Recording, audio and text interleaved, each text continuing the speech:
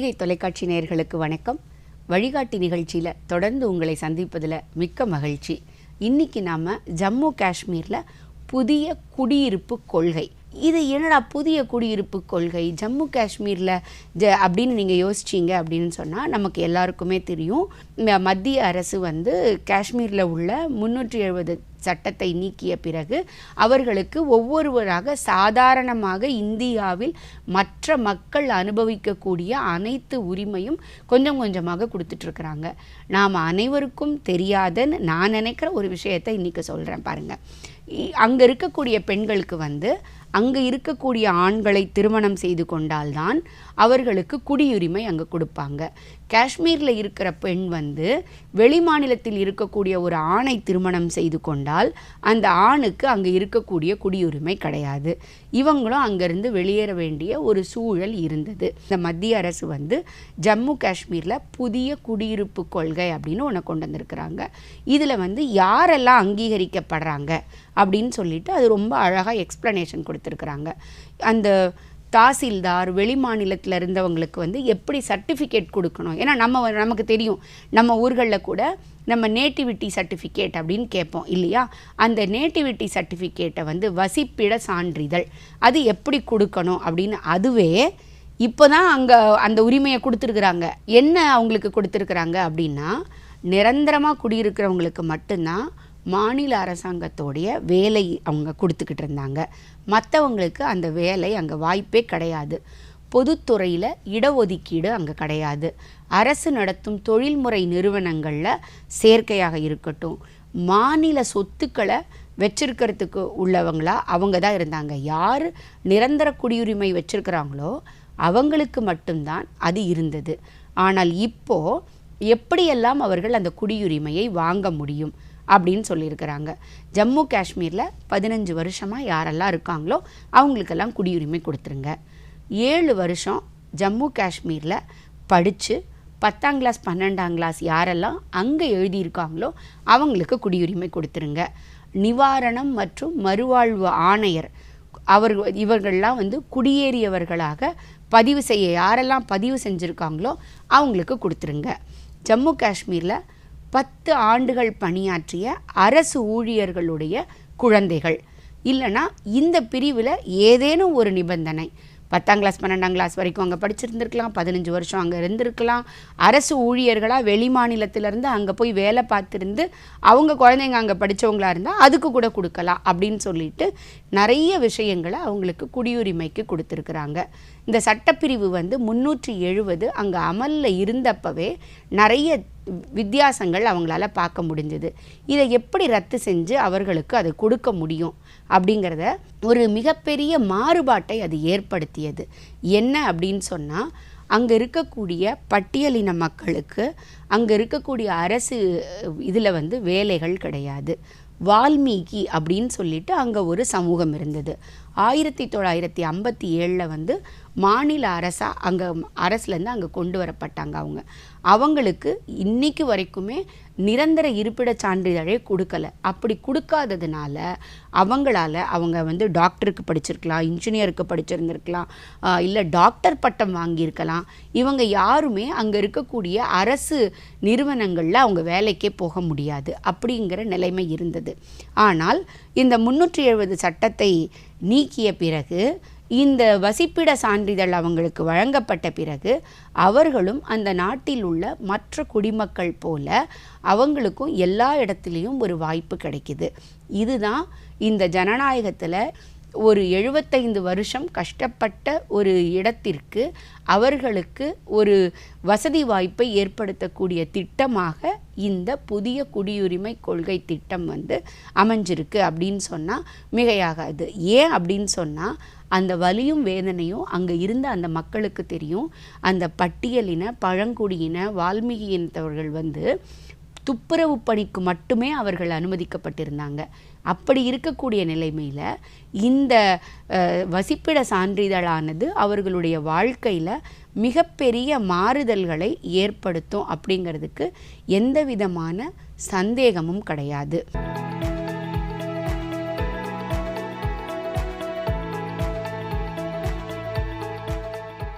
இவர்தான் தன்வீர் அகமது கான். ஒரு ஏழை விவசாயியின் மகனான இவர் காஷ்மீரில் ஒரு சாதனையை செய்துள்ளார். அவரது தந்தை ரிக்ஷா ஓட்டி விவசாயம் செய்து இவரை படிக்க வைத்தார். முதல் முயற்சியிலேயே தன்வீர் தனது சாதனையால் மாநிலத்தின் பெயரை ஒளிர வைத்தார். தன்வீரின் கிராமம் தெற்கு காஷ்மீரின் குல்காமின் தொலைதூர பகுதியான நாகின்போராவாகும். எந்த ஒரு பயிற்சியும் இல்லாமல் இந்த வெற்றியின் மூலம் அவர் காஷ்மீரின் மற்ற இளைஞர்களுக்கு ஒரு ஹீரோவாக மாறிவிட்டார். स्ट्रगल तो थी बट हम में एक अंदर एक होप थी कि कुछ करेंगे. मेहनत करते थे रोज़. हर दिन मेरा एक टारगेट रहता था, उसको अचीव करने की कोशिश करता था. तो अल्हम्दुलिल्लाह अपने आप को at the later stage of my life competitive atmosphere में एक्सपोज किया, तो उसने बहुत हेल्प किया. हमारा मेहनत बहुत किया था. हम खेती बाड़ी काम करते हैं और पंजाब जाते हैं. उसने भी मेहनत किया बहुत कि उसने मुझे रोशन रखा है. தன்வீர் மதிப்புமிக்க இந்திய பொருளாதார சேவை பணியில் அகில இந்திய தரவரிசையில் 2வது இடத்தை பெற்றுள்ளார். தனது வெற்றிக்கு முக்கிய காரணமாக தனது தந்தையை நினைக்கிறார். அடுத்ததாக மாணவர்கள் முன்னேறுவதற்கு தகுந்த வாய்ப்பு தரும் பிரதமர் மோடி அவர்களின் கொள்கை முடிவுகளை அவர் நினைக்கிறார். रिसेंटली LG साहब ने भी एक स्कीम अनाउंस की है फॉर कम्पिटिटिव एग्जाम, जिसमें फ्री कोचिंग JNK यूथ के लिए वो करवा रहे हैं. तो वो एक अच्छा स्टेप है. More and more students will get qualified for this UPSC examination. तो एक इसका एक पॉजिटिव स्पिल ओवर इफेक्ट पड़ता है सोसाइटी पे. जैसे आप यहाँ पे देखोगे मेरे सामने जो छोटे छोटे बच्चे हैं, उनमें एक होप जगी है कि वो भी कुछ कर सकते हैं. स्पेशली फ्रॉम गवर्नमेंट स्कूल के बच्चे जो है, उनमें भी एक होप है, जो ऑलरेडी डिमोटिवेटेड रहते हैं कि हम कैसे कम्पिटिटिव एग्जाम्स में बैठ सकते हैं, हमारे पास फैसिलिटी नहीं है. तो मैंने एटलीस्ट ट्राई की है, तो अल्लाह ने रिजल्ट दिया है. अब ये इंस्पिरेशन है फॉर अदर्स कि वो भी कुछ कर सकते हैं. सर्टनली जो गवर्नमेंट स्पॉन्सर्ड स्कीम्स है, वेरियस स्कीम्स है कि जिसमें आप फाइनेंशियली इंडिपेंडेंट बन सकते हो, बट आप में एक लगन होनी चाहिए मेहनत करने की, इस देश के लिए कुछ करने की एक लगन होनी चाहिए आप में. जो इंस्पिरेशन हमें मिली है, इसकी वजह से हमें एक रास्ता मिला है कि हमें कहाँ जाना है और कहाँ जाना चाहिए भी. बहुत बड़ी इंस्पिरेशन है हमारे लिए कि पूरे JNK के लिए बहुत बड़ी इंस्पिरेशन है. இளைஞர்கள் திறமைசாலிகளாக இருந்தால், அவர்களுக்கு ஒரு வாய்ப்பு கிடைத்தால், இந்த சொர்க்க பூமியில் பயங்கரவாதம் வளராது. திறமைக்கு வாய்ப்பு அளிக்கப்பட்டதன் வாயிலாக காஷ்மீரின் குளிர்ந்த காலநிலைக்கு டெல்லியில் இருந்து ஒரு புதிய கதகதப்பு ஏற்பட்டுள்ளது. जम्मू हो या कश्मीर, विकास का संतुलन अब जमीन पर दिख रहा है. जम्मू कश्मीर में ही डिलिमिटेशन कमीशन का गठन हो चुका है. लद्दाख भी विकास की अपनी असीम संभावनाओं की तरफ आगे बढ़ चला है. एक तरफ लद्दाख आधुनिक इंफ्रास्ट्रक्चर का निर्माण होते देख रहा है, तो वहीं दूसरी तरफ सिंधु सेंट्रल यूनिवर्सिटी लद्दाख को उच्च शिक्षा का, हायर एजुकेशन का केंद्र भी बना रही है.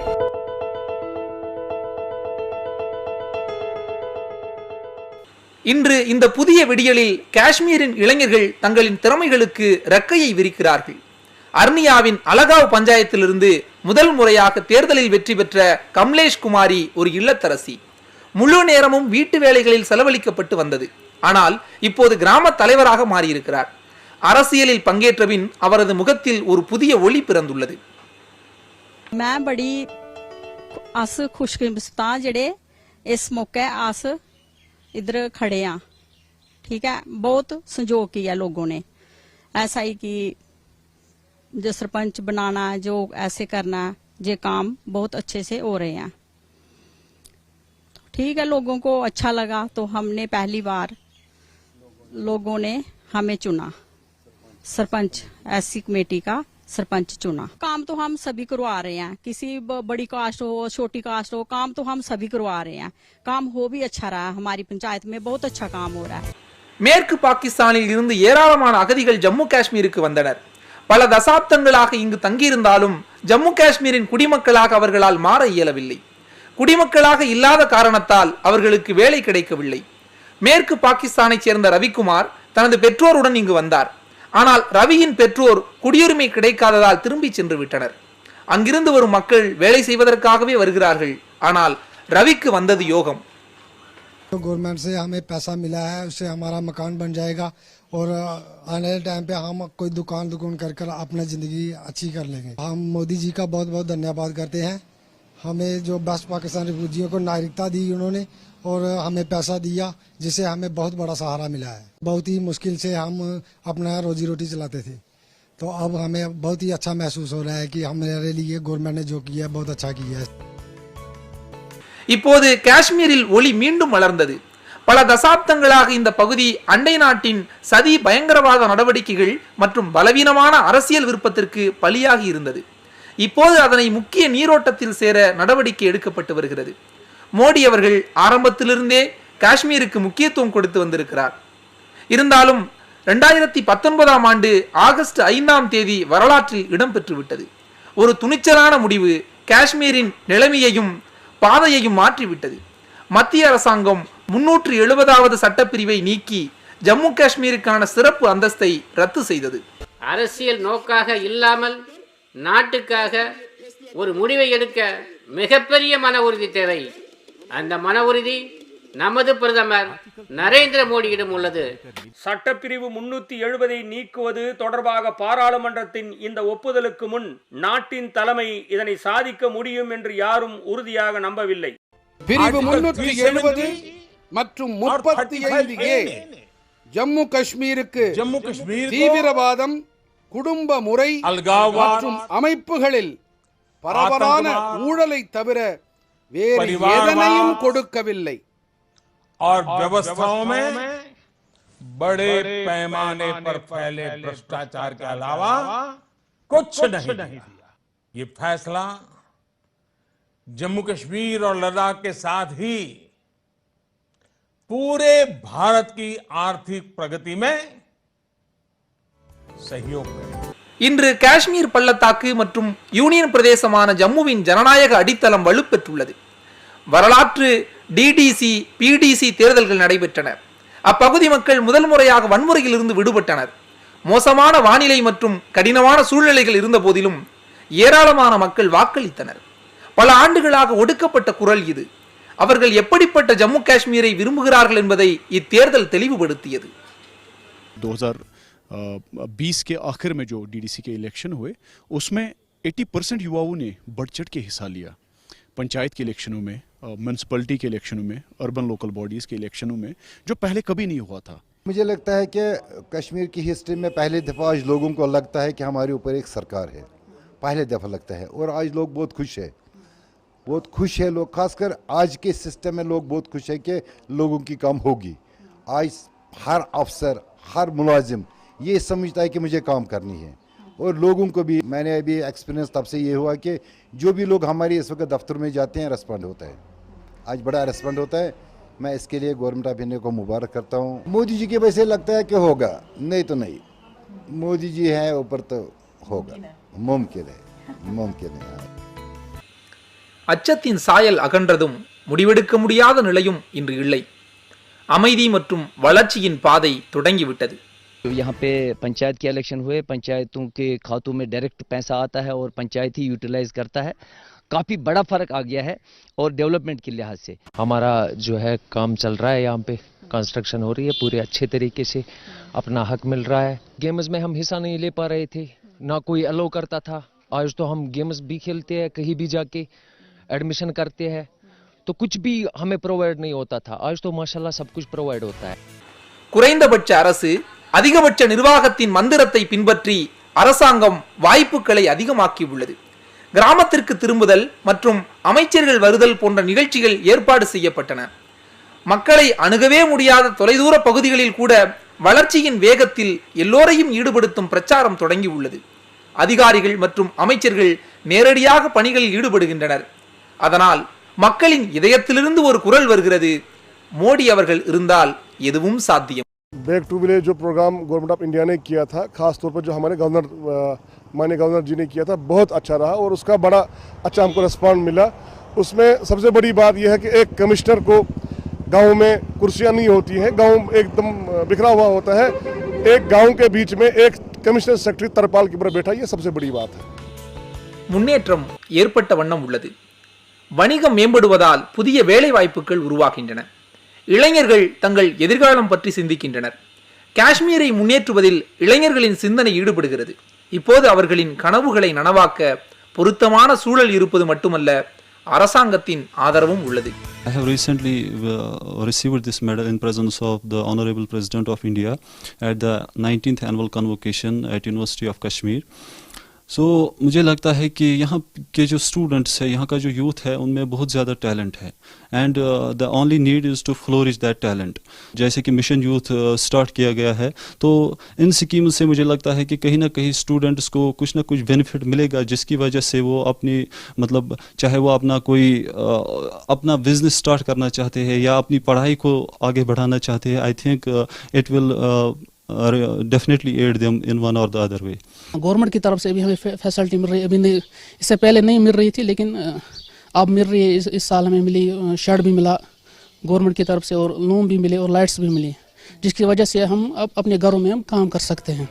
தனது வாழ்க்கையின் கடைசி கட்டத்தை அடைந்துள்ள கீதா தேவி தனது வாழ்நாள் முழுவதும் இங்கு மற்றவர்களின் பாத்திரங்களை கழுவுகிறார். அவரது கணவர் 20 ஆண்டுகளுக்கு முன்பு இறந்து விட்டார். முழு குடும்பத்தின் பொறுப்பும் கீதா மீது விழுந்தது.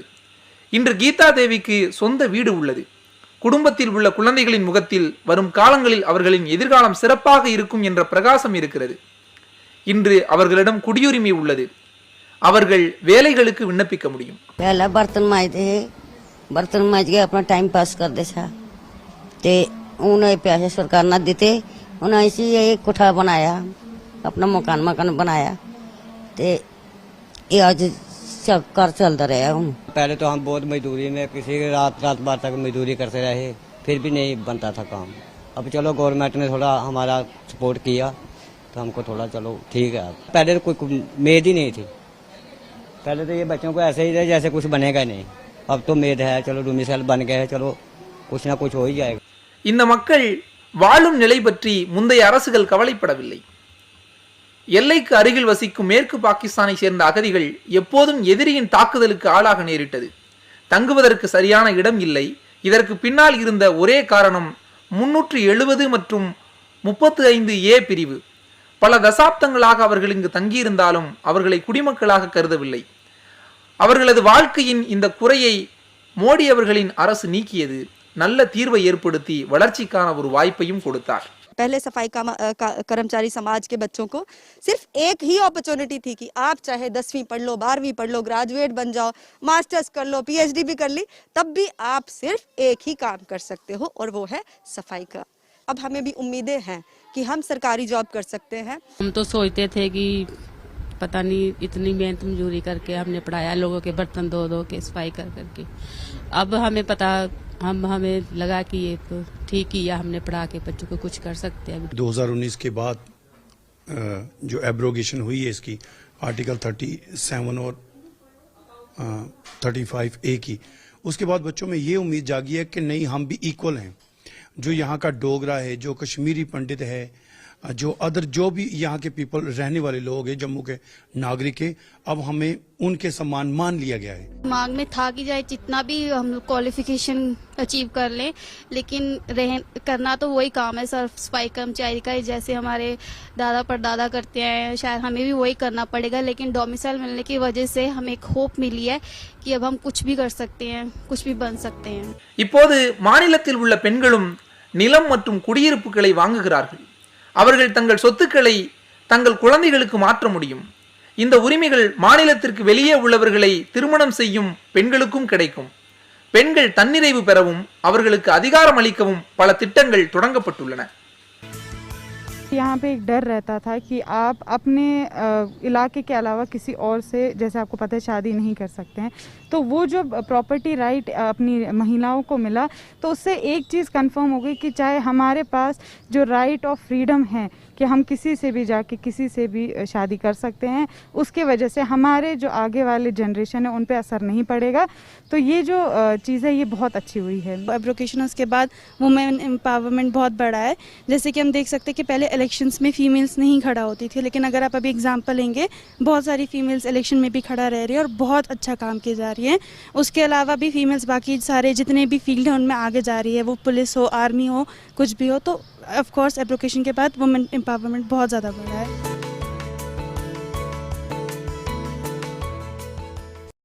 ஜம்மு காஷ்மீரின் ஆப்பிள் விவசாயிகளின் பழைய நிலை மாறத் தொடங்கியுள்ளது. 370வது சட்டப்பிரிவு நீக்கப்பட்ட பின் இதுபோன்ற பல மாற்றங்கள் இங்கு நிகழ்ந்து வருகின்றன. केसर का रंग हो या कहवा का स्वाद, सेब का मीठापन हो या खुबानी का रसीलापन, कश्मीरी शॉल हो या फिर कलाकृति, लद्दाख के ऑर्गेनिक प्रोडक्ट हो या हर्बल मेडिसिन, इसका प्रसार दुनिया भर में किए जाने की जरूरत है. விவசாயிகளை பொறுத்தவரை இடைத்தரகர்களின் ஆதிக்கம் இங்கே முடிவடைந்துள்ளது. விவசாயிகள் நலனுக்காக அரசு இயந்திரம் முன்பை விட சிறப்பாக செயல்படுகிறது. விவசாயிகளின் விளைபொருட்களுக்கு நல்ல சந்தை வழங்கப்படுகிறது. சந்தை கிடைப்பதால் ஆப்பிளுக்கு நல்ல விலை கிடைக்கிறது. लोकली भी अब अच्छा हो रहा है क्योंकि अब ट्रेंड बहुत चेंज हो रहा है. तो अल्हम्दुलिल्लाह अब जो हमारे सेब की डिमांड है पैन इंडिया और अभी इंटरनेशनली भी बहुत डिमांड बढ़ रहा है. तो अल्हम्दुलिल्लाह फ़ायदा अच्छा हो रहा है. पूरे मुल्क में जो सैफरान लेने वाले हैं उनको भी फ़ायदा है क्योंकि वो ढूंढते थे कश्मीरी सैफरान, उनको मिलता नहीं था, उसमें डुप्लीकेसी चलती थी, बाकी चीज़ चलते थे. लेकिन एक अथेंटिक यहाँ पर जो GI टैग मिला है उसकी वजह से एक किसान को काफ़ी फ़ायदा होगा. மத்திய அரசின் அறிவிப்பால் மாநில அரசு ஆப்பிள் விற்பனையாளர்களுக்கான லாபத்தை அவர்களின் வங்கிக் கணக்கில் நேரடியாக செலுத்துகிறார்கள். இது 48 மணி நேர காலகட்டத்திற்குள் செலுத்தப்படும். முன்னெச்சரிக்கை நடவடிக்கைகளால் விநியோக சங்கிலி மீட்டெடுக்கப்பட்டது.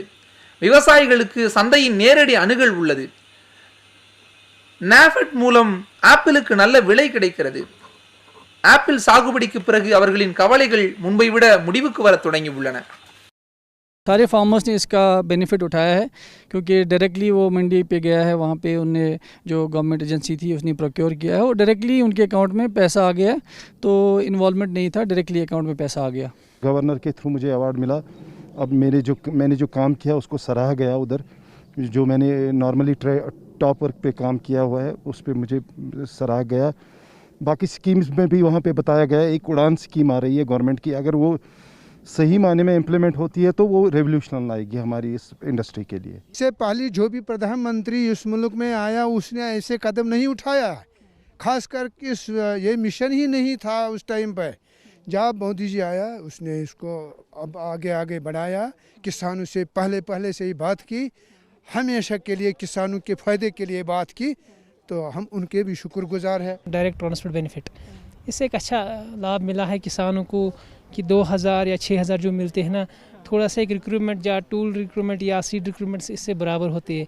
और अच्छा एक स्टेप लिया गवर्नमेंट ऑफ इंडिया ने कि जो किसानों को PM किसान या मिलता है कि PM किसान के साथ साथ जो अभी किसान क्रेडिट कार्ड जो मिला है 1,60,000 रुपये जम्मू कश्मीर भी उसका लाभ मिलता है. மாநிலத்தில் வளர்ச்சி வேகம் அதிகரித்துள்ளது. ஜம்மு காஷ்மீர் அரசு 100% வீட்டு மின்மயமாக்கல் மற்றும் 24 மணி நேர மின்சாரம் என்ற கனவை நனவாக்கி உள்ளது. இதற்கு காரணமாக சோஃபியான் கிராமத்தின் இந்த குழந்தைகள் மிகுந்த ஆர்வத்துடன் படிக்கிறார்கள். அவர்களின் உற்சாகமும் இரட்டிப்பாகும். ஏனென்றால் இருட்டினால் படிப்பு பாதிக்கப்படாது. இப்போது தங்கள் கிராமத்தில் மின் விளக்கு மற்றும் மின்சாரம் என்ற உற்சாகம் சேர்ந்துள்ளது. கடந்த 70 வருடங்களாக அடிப்படை வசதி இல்லாது இருந்த பெற்றோர்கள் தற்போது மகிழ்ச்சி அடைகிறார்கள். இப்போது அவர்களின் குழந்தைகள் பழைய நிலையை சந்திக்க வேண்டியதில்லை. और तुम क्या बनोगे? डॉक्टर बनोगे? हमारी पहले लाइट नहीं थी तो अब लाइट आ गई तो हमारे बच्चे थे पहले दिन ही चलाते थे, दिन ही चला के तो बसर था वो नहीं हो रहा था. अब लाइट तो चल रही है तो हमारे बच्चे भी थोड़ा पढ़ाई करेंगे, पढ़ाई की तरफ ध्यान देंगे और माशाल्लाह तो ध्यान देके तो ये मुलाजिम बन सकते हैं. इनका सपना भी अच्छा होगा. बिजली आने से हमें बहुत फ़ायदा हुआ. हमारे छोटे बच्चे जो स्कूल जाते थे ना, उस टाइम में जब टीचर उनको बोलते थे कि शाम को पढ़ाई करना, जब अंधेरे में दिने जलाते थे, उस दिने जलाकर हमारे बच्चे पढ़ते थे. हमें बहुत दिक्कत आती थी. और जब ये बिजली चली कि कुछ अरसे में इनने बिजली स्टोर कर दी. एक साल में 2-3 महीने में इनने बिजली हमें चला कर दी. முன்பு இந்த மக்கள் தீனி ஒளியில், அதாவது விறகை எரித்து தங்கள் வேலையை செய்தார்கள். குளிர்காலத்தில் 8 அடி பனி படரும் போது அவர்களுக்கு எந்த ஆதரவும் இல்லை. காட்டுப்பகுதி என்பதால் விலங்குகளின் பயம் இருந்தது. மிகவும் வித்தியாசமானது. தீனியிலிருந்து எழும் புகையால் பல வகையான நோய்கள் ஏற்பட்டன. ஆனால் இப்போது மின்சக்தி காரணமாக அவர்கள் நிம்மதி பெருமூச்சு விடுகின்றனர். आजकल के साइंसी दौर में, इससे पीछे भी साइंसी दौर गुजरे, उसमें हम केरोसिन ऑयल जलाते थे या लकड़ी जलाते, उसमें ऑयल निकलता था, उससे उसमें सोल्यूशन निकलता था, वो जलाकर हम अपनी ज़िंदगी बसर करते थे। तो इससे जो ये बिजली आई, इससे हमें बहुत बड़ा फ़ायदा हुआ है। हम तभी और तो छोड़ो, अब वो तो बाकी तो हम मुकाबला नहीं कर सकते, लेकिन तब भी रोशनी तो देख सकते हैं। वरना वो हम अंधेरे में बैठते थे। पहले ये दिनियाँ जलाते थे, उसके वो देखकर फिर खाना खाते थे, बच्चों को भी ऐसे देखते थे। वो मिट्टी का तेल वो उन बत्तियों में डाल कर ही काम करते थे। असल ठीक मिली उसके बाद असल खाना भी खाते, असल लाइट में वैसते भी है, उठते भी असल। ஜம்மு காஷ்மீரில் மட்டுமல்ல, லடாக்கிலும் மக்கள் மிகவும் மகிழ்ச்சி அடைகிறார்கள். ஏனென்றால் நீண்ட காலத்திற்கு பிறகு அவர்களின் கோரிக்கை நிறைவேறி இருக்கிறது. வளர்ச்சியின் புதிய பரிமாணங்கள் தோன்றியுள்ளன. யூனியன் பிரதேசத்தின் அந்தஸ்தை பெற்ற பிறகு புதிய தொழில்கள் மற்றும் முதலீடுகளுக்கு வாய்ப்புகள் ஏற்பட்டுள்ளன. ஏற்கனவே இருக்கும் சுற்றுலாத்துறையும் இதன் மூலம் பயனடைந்துள்ளது. ஒவ்வொரு சிறிய மற்றும் பெரிய அரசாங்க வேலைக்காக லடாக்கிலிருந்து பல 100 கிலோமீட்டர் தொலைவில் உள்ள ஸ்ரீநகருக்கு செல்ல வேண்டியதில்லை. நிலை மாறியதில் சுற்றுலாத்துறையுடன் தொடர்புடைய மக்கள் மகிழ்ச்சி அடைகிறார்கள். पहले क्या रहता था, जैसे यहाँ पे रूट्स बंद हो जाते थे, विंटर्स में नवंबर से रूट बंद होता था, कोई भी एडमिनिस्ट्रेशन काम से होते थे, वो काफ़ी डिले रहते थे। तो अभी यूटी की वजह से ये तो काफ़ी बेनिफिट है फॉर लोकल, जो यहाँ की लोकल पॉपुलेशन है, और जो भी एडमिनिस्ट्रेशन के वर्क्स रहते हैं वो ईजिली एंड स्मूथली वो वर्क कर रहे हैं। और बात रही डेवलपमेंट की, डेवलपमेंट भी काफ़ी अच्छे तरीके से हो रही है। அதிகரித்து வரும் சுற்றுலா பயணிகளின் எண்ணிக்கையால் சுற்றுலா போக்குவரத்து மற்றும் ஹோட்டல் தொழில் நேரடியாக பயனடைந்துள்ளது. இப்பகுதியின் பொது வர்த்தகர்களின் வருமானமும் அதிகரித்துள்ளது. लद्दाख में जब से यूटी बना तब से टूरिस्ट का आना बहुत अच्छा हुआ है, क्योंकि ये एक हिंदुस्तान में एक वाहिद जगह है जो दूसरी जगह से बिल्कुल अलग थलग है लोगों की, और जो नेचुरल जो व्यू है वो बहुत अच्छा है। बहुत तब्दीली आया है। पहले हमें छोटे से काम के लिए श्रीनगर जाना पड़ता था। हमारे मुलाजिमों के लिए हर किसी को परमिशन का कोई केस हो या कोई तब्दीली का हो, कुछ भी हो, हमें श्रीनगर जाना पड़ता। अब हमें यहाँ यूनिटी मिला है, उससे हमें काफ़ी फ़ायदा मिला और काफ़ी डेवलपमेंट भी अच्छा हो रहा है और पहले से बहुत ही इम्प्रूव हो गया है, क्योंकि टूरिज़म में भी फ़र्क आया है और कारोबार में भी अच्छा फ़र्क आया है। अब यूनियन टेरिटरी मिलने से हमें डायरेक्ट वहाँ से जो फंड्स आते हैं, हमारे कौंसल को फंड आता है। यहाँ गवर्नर पहले नहीं था, अभी गवर्नर आए हैं, तो इस वजह से एलजी है, यहाँ डिविजनल कमिश्नर है, सब कुछ होने से यहाँ बहुत अच्छी तरह से हमें बहुत फ़ायदा मिला है। லடாக் நிர்வாகத்தின் கவனம் சுற்றுலாத்துறையில் வேலைவாய்ப்புகளை ஊக்குவிப்பதிலும் உள்ளது. உள்ளூர் இளைஞர்களுக்கு, குறிப்பாக கிராமப்புறங்களில் வசிக்கும் இளைஞர்களுக்கு சிறப்பு பயிற்சி திட்டங்கள் ஆரம்பிக்கப்பட்டுள்ளன. சுற்றுலாத்துறையை கிராமங்கள் வரை விரிவாக்கம் செய்ய நடவடிக்கைகள் மேற்கொள்ளப்பட்டு வருகின்றன. हिमालय की ऊंचाइयों में बसा लद्दाख विकास के नए शिखर की ओर आगे बढ़ रहा। लद्दाख, लेह, करगिल, ये पूरा क्षेत्र हमारे देश के लिए कार्बन न्यूट्रल इकाई के रूप में उसकी पहचान बना सकता है। और इसके लिए भारत सरकार वहां के नागरिकों के साथ मिलकर के एक नमूना रूप, प्रेरणा रूप कार्बन न्यूट्रल और वो भी विकास का मॉडल, वहां की आवश्यकताओं की पूर्ति वाला मॉडल, उस दिशा में हम आगे बढ़ रहे हैं. ஜம்மு காஷ்மீர் மற்றும் லடாக்கில் வளர்ச்சியின் வேகம் அதிகரித்துள்ளது. இதனால் நாட்டின் கிரீடம் என்று அழைக்கப்படும் ஜம்மு காஷ்மீர் மேலும் பிரகாசமடைகிறது. இன்னும் நம்ம நிறைய இன்னொரு நிகழ்ச்சியில் பார்ப்போம். புதிய தலைப்புகளோடு உங்களை சந்திக்கிறேன். நன்றி, வணக்கம்.